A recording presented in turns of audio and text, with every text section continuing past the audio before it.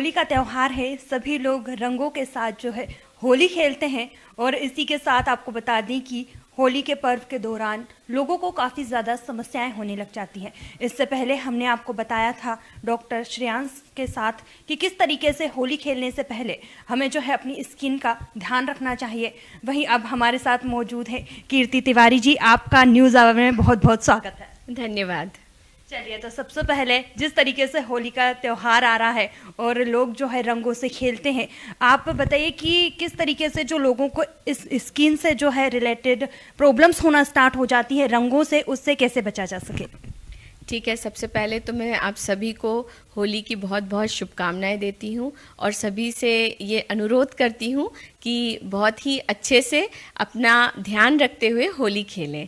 ठीक है, तो जैसा कि आप मुझसे कह रहे हैं कि होली के बाद बहुत सारी प्रॉब्लम्स आती हैं, तो जी हाँ, बहुत सारी आती हैं। पर सबसे पहले मैं सबसे यही कहना चाहूँगी कि सबसे पहले तो आप अपना प्री होली का जो है, मतलब पहले से आप प्रिपेयर रहें। हाँ जी, प्रिपेयर रहें, जैसे कि ऑयल लगाना और ये सब तो कीजिए। पर ठीक है, अगर आप नहीं कर पाए फिर भी आपने रंग लगा लिया और आपको प्रॉब्लम हो गई है, तो बिल्कुल भी घबराने की ज़रूरत नहीं है। आप सबसे पहले, अगर आपको ऐसा लगता है कि मुझे तकलीफ़ है, तो सबसे पहले नॉर्मल वाटर का प्रयोग करें और उससे आप अपने होली के रंग को क्लीन कर लीजिए।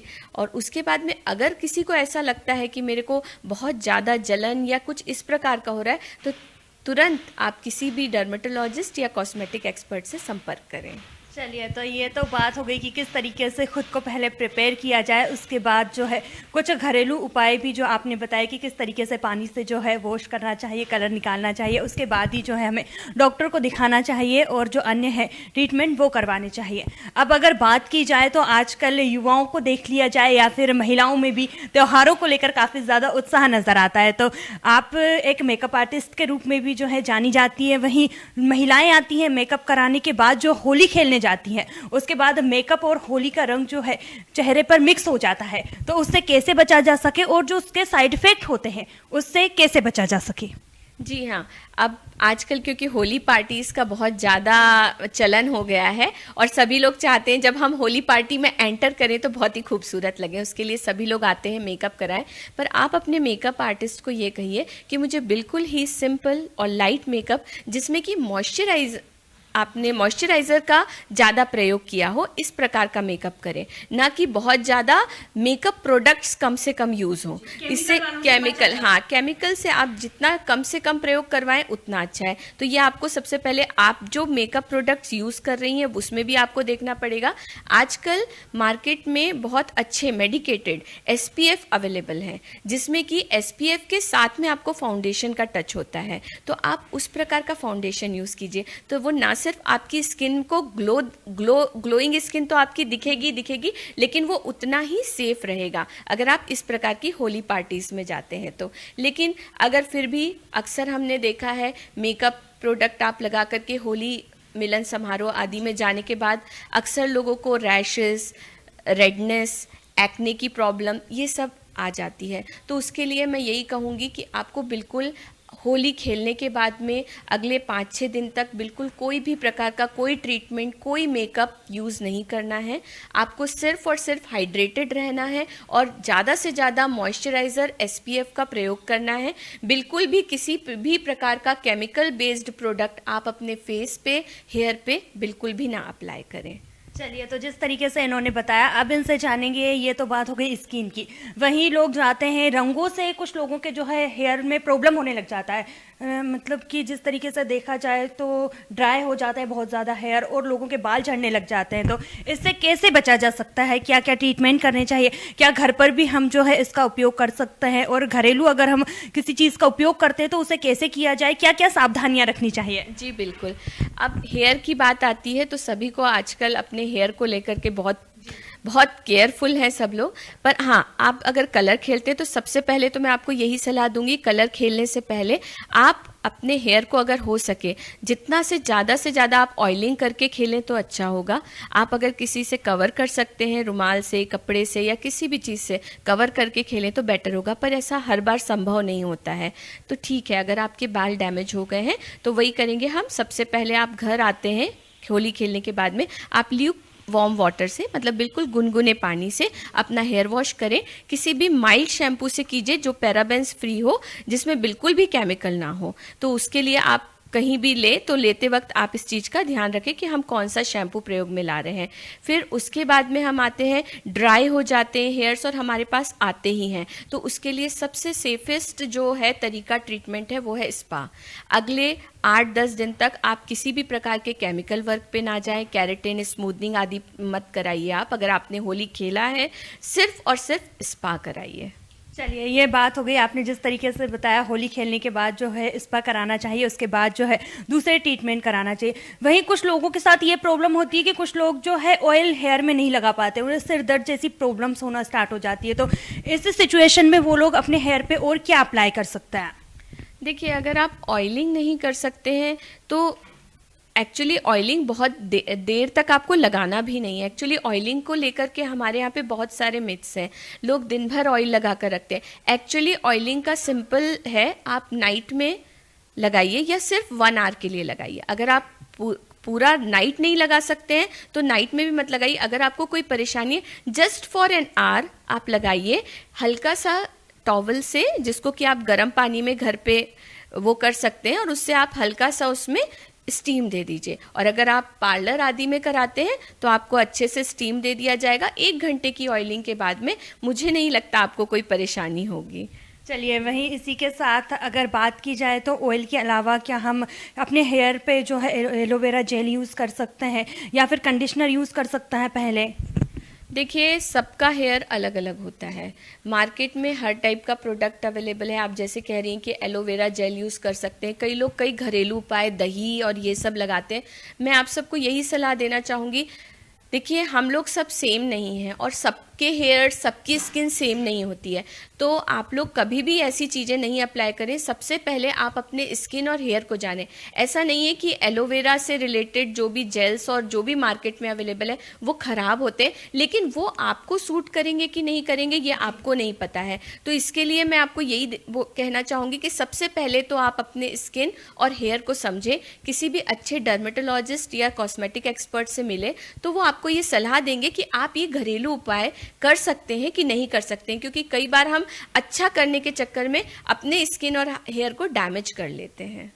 वहीं अगर स्किन की बात की जाए तो होली खेलने के बाद कुछ लोग जो है घरेलू उपाय करते हैं, जैसे कि पहले हमारी दादी मम्मी बोलती थी कि किस तरीके से अपने चेहरे पे ऑयल लगाना है। उसके बाद अगर इन्फेक्शन हो जाता है, रिएक्शन हो जाता है किसी चीज़ का, तो हमें जो है हल्दी लगानी चाहिए और उसके साथ में जो है मिक्स करने के बाद हल्दी के साथ बेसन भी लगाना चाहिए।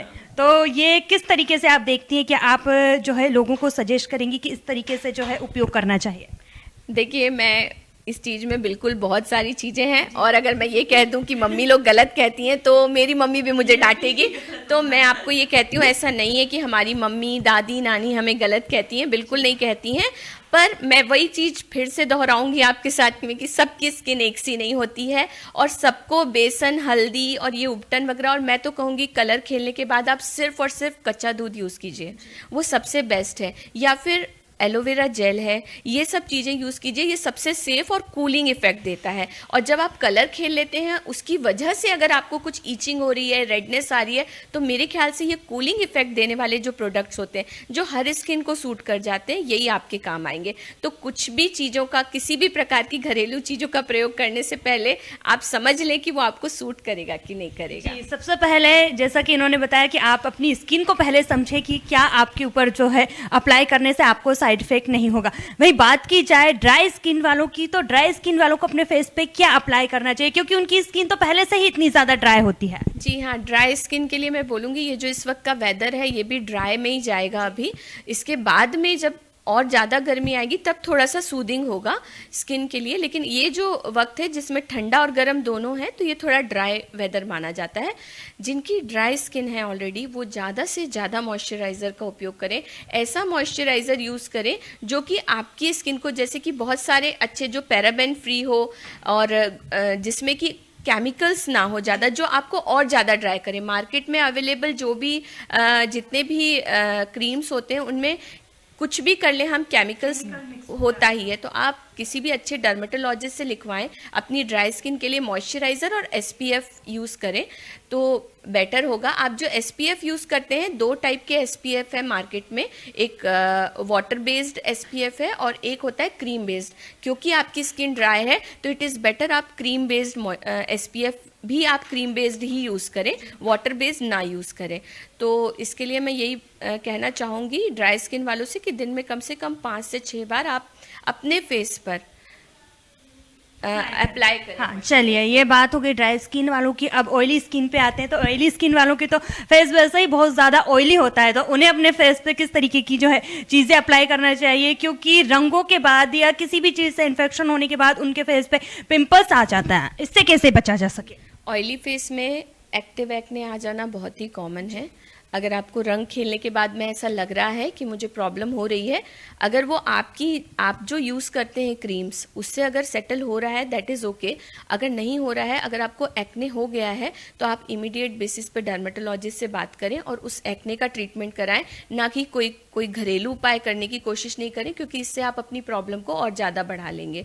ऑयली स्किन के लिए मैं यही कहूँगी, आप ज़्यादा से ज़्यादा वाटर बेस्ड SPF का इस्तेमाल करें, जिससे बहुत आसानी आएगी आपको केयर करने में। चलिए, वहीं अगर बात की जाए तो जिस तरीके से कुछ लोगों के चेहरे पे कलर लग जाता है और वो अपने चेहरे के कलर को जो निकालने के लिए ज़ोर ज़ोर से जो है अपने चेहरे को रगड़ने लग जाते हैं, वहीं उससे जो इन्फेक्शन होता है, तो कितने दिन बाद, आखिर कितने दिन तक इंतज़ार करना चाहिए? उसके बाद जो है डॉक्टर को दिखाना चाहिए। और घरेलू उपाय जिस तरीके से आपने बताए, तो घर पर हमें तो नहीं करना चाहिए, उसके बाद जो है कि डॉक्टर की सलाह लेनी चाहिए, उसके बाद ही जो है हमें उस पर जो है कुछ भी अप्लाई करना चाहिए। तो कितने दिन का हमें इस बीच में इंतज़ार करना चाहिए? हाँ जी, आप होली खेलने के बाद में कभी भी, एक तो रंग आपने लगाया है उसे थोड़े दिन रहने दीजिए, बहुत अच्छा लगता है। मैं तो सबको यही सलाह दूंगी, क्यों हम बेवजह रंग खेलते भी हैं और फिर उसे छुटाते हैं, और बहुत ज़्यादा जोर से छुटाने के चक्कर में हम खुद ही मुसीबत में आ जाते हैं।